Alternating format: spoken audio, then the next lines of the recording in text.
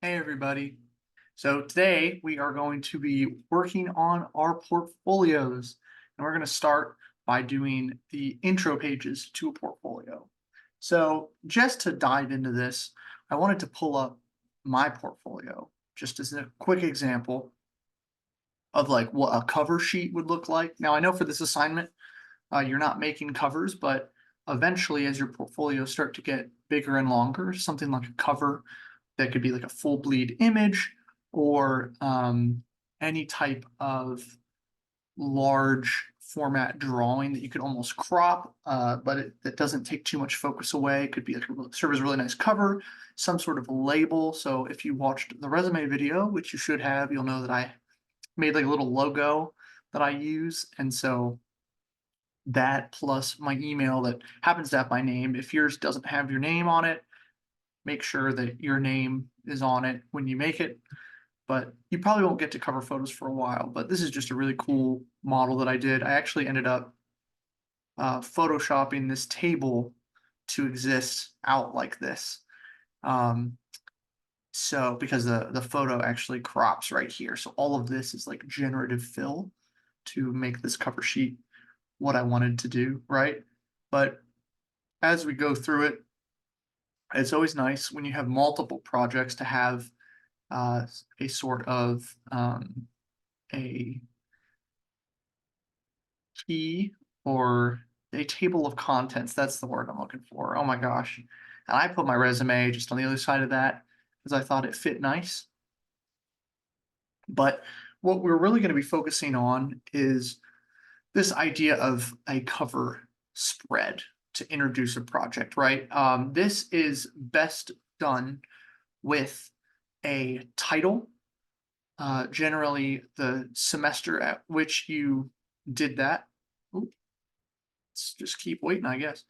So you have the title, the semester when it was done, the beginning of your description or like a pithy description of the project, and then like a large form, either drawing or image, something like that. So what does that look like in InDesign? I have this pulled up here. This is like a full bleed spread going on, right? So if we go through, what you'll see is that the way I've divided this portfolio is not the way you're going to do it, but I only have 2 rows because I felt that was easier for me personally at the time. Going back, I feel like my text is far too large. And honestly, the font that I used for all of my titles isn't on this computer, so it's been replaced with Calibri, which is another great font, but not the one I originally intended to use. But even as we like scroll through, we'll get to like making other spreads in later pages or other pages in later videos, but having a consistent kind of theme. So for me, it's taking an image generally of a model or a rendering and cropping it to a diamond to signify the start of a new project. I also personally changed the backgrounds of many of my project colors. So when like the project changes, the color changes. But you don't have to do that because you're only putting one project in here. But just for later on, that might be really helpful. So what does that look like? We have our spread set up with our columns and rows, how we want it. We basically just need to decide how we want to put information into this thing, right? So first, I think it's important to throw some drawings in here. So, uh, I asked a student to let me borrow some of their drawings because I thought they were quite nice. And Jonathan was so kind to let me use them. So I'm going to throw a couple drawings in here just for us to use. We're going to move these to another spread for now, just to keep them down there.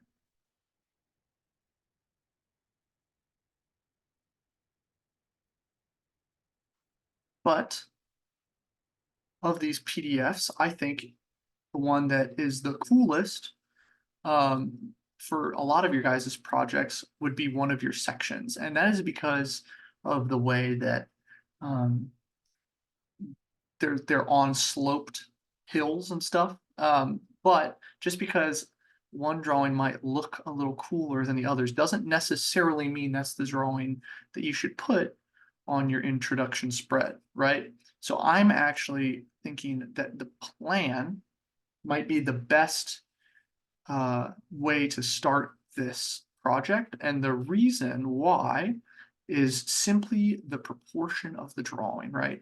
So if I bring this up here, so this is a plan and this is a ground floor plan, which is I think what I want.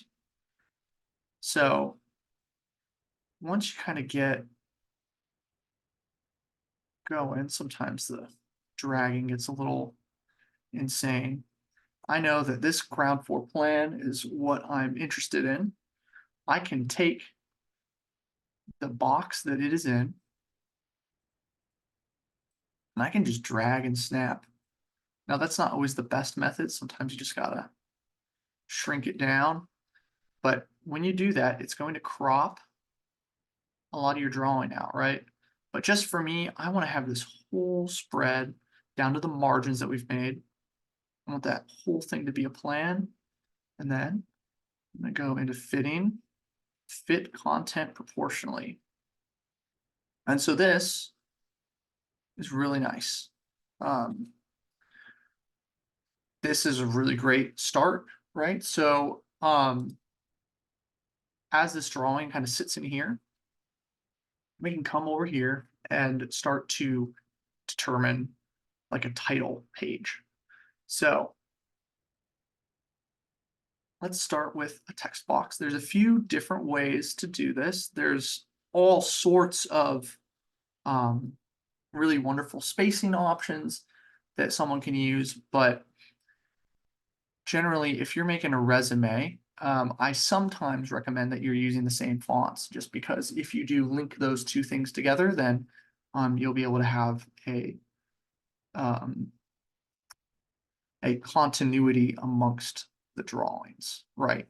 So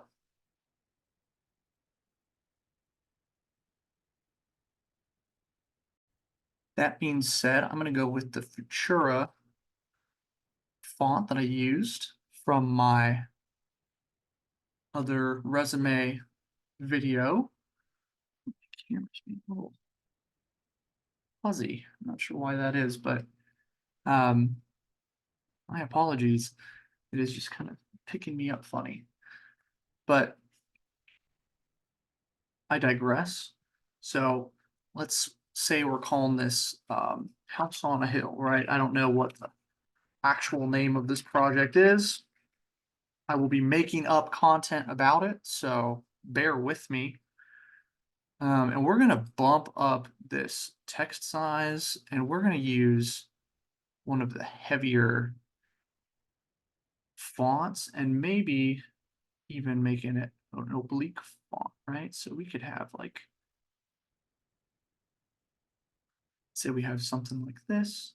We want to snap to the baseline grid, just generally. We also don't want to hyphenate ever. Hyphens are like very, very annoying. But so let's throw some underline on here, right? And really, you can start to divide space up however you want. Maybe you don't want this to be centered, maybe you do. I almost am interested in what it would look like a little off-centered, where you started to have maybe like a body paragraph below it. So let's see what we got here.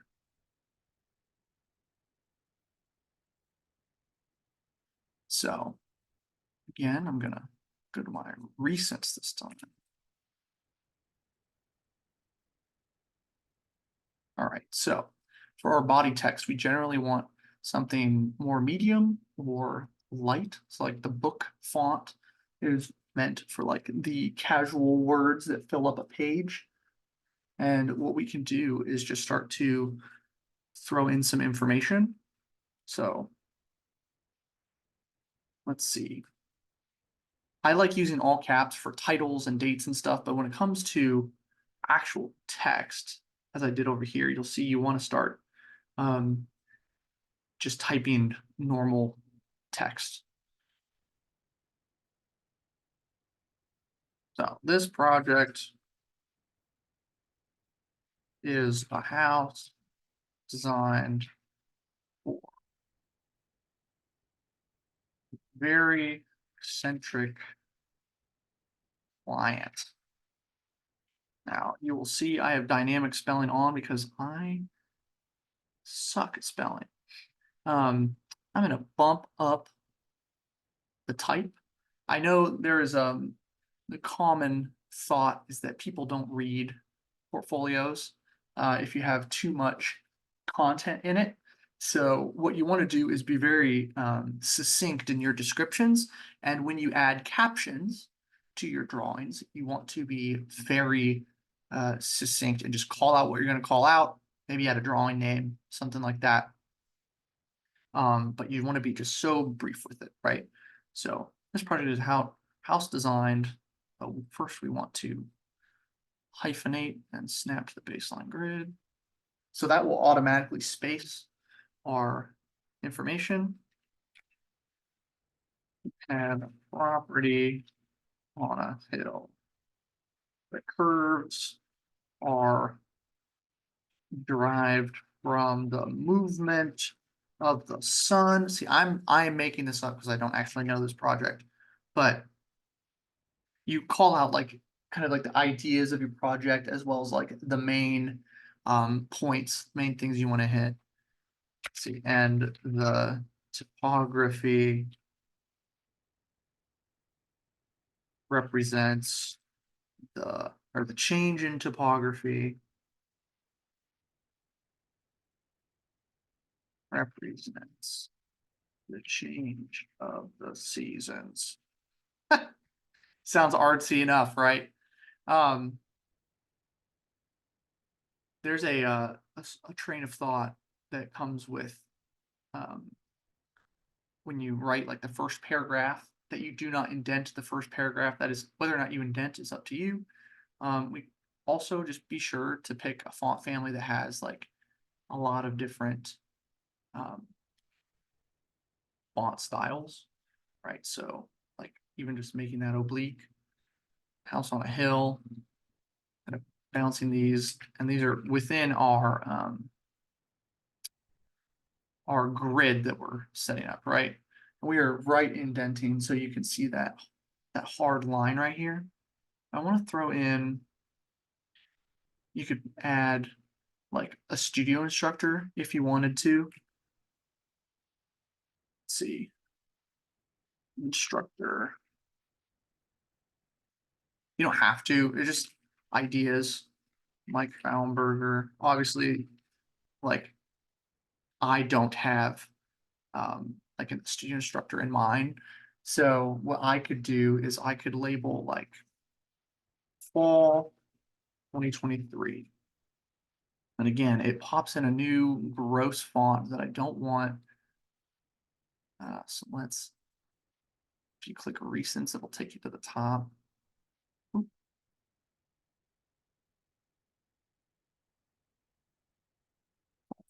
Three, and generally this can be like a smaller font size. And once you start to get some of this information in here, Fall Studio 2023. You can start to take these text boxes and move them to align better with what you're trying to show. And just as long as everything is snapping to the baseline grid, you're going to have a really good time. Everything's going to like align itself pretty nicely. So you can even start to move this up so that that first title text starts to align really nice in there. Maybe we want this to be like a light italic, a light oblique. Can you italicize an oblique? Let's see, under the text styles, you can change, you can even like make the angle a little more dramatic too. Something like that. That looks a little ridiculous at 25 degrees, but I bet if we bumped that down to something like 5, it would look a little tasteful. Yeah. And so you can even like start to adjust these, like that snaps under there. This could snap under here. And really just the type of content that you put in here um, is up to you. Uh, if you feel like you want this to go farther, you can do that. And then maybe have like a couple paragraphs of content, right? So come down here, indent, drop more text, more text.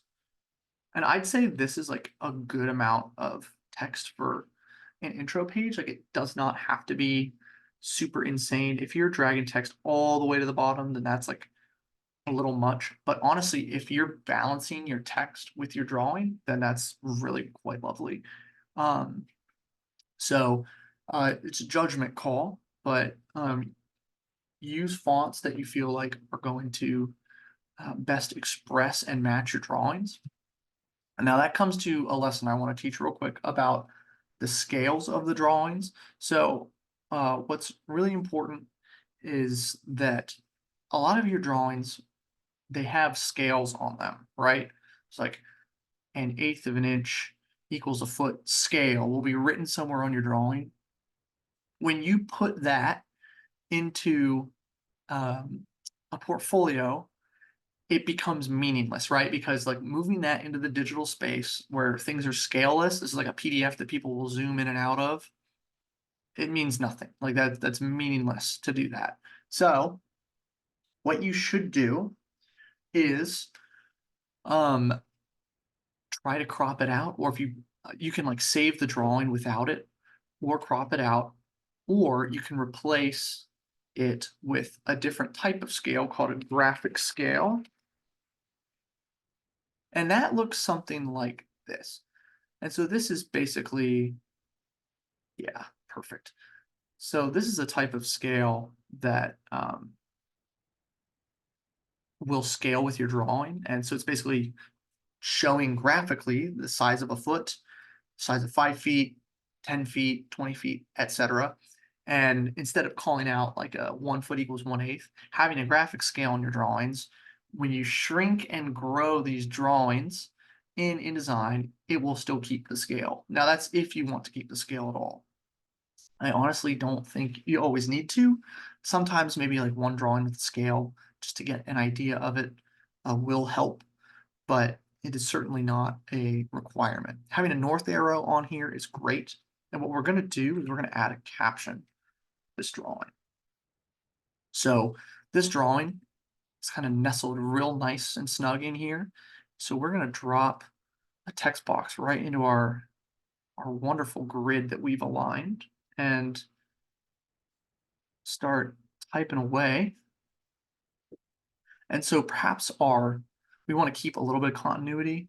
So I'm going to make our descriptive text the same paragraph style as our date text, just because they're supposed to be small, pithy. Now, when you type a description of just like a little caption for a drawing, not like a larger explanation of the project, you want to keep it to 1 sentence max, like just a few words. So first floor plan, you say what it is, and then highlighting or showing or some sort of or calling out, and then something that is important to that drawing or that um, project that you want to highlight. It's like the reason it's in the portfolio. First floor plan highlighting the circulation relative to the curve of the building, right? So you have your text, and what you can do is you can bump this down just a little bit. You can start to just little caption going. And we can almost just, sorry, line this up in here, up against that. It looks a little close like that. I also curious what would happen if we start to crop down our drawing.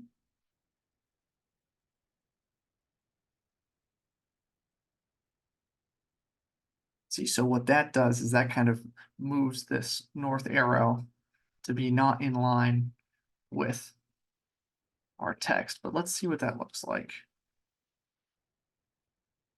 I almost think that the caption should go in the corner. So let's drop the building back down. Sorry. Grab our text.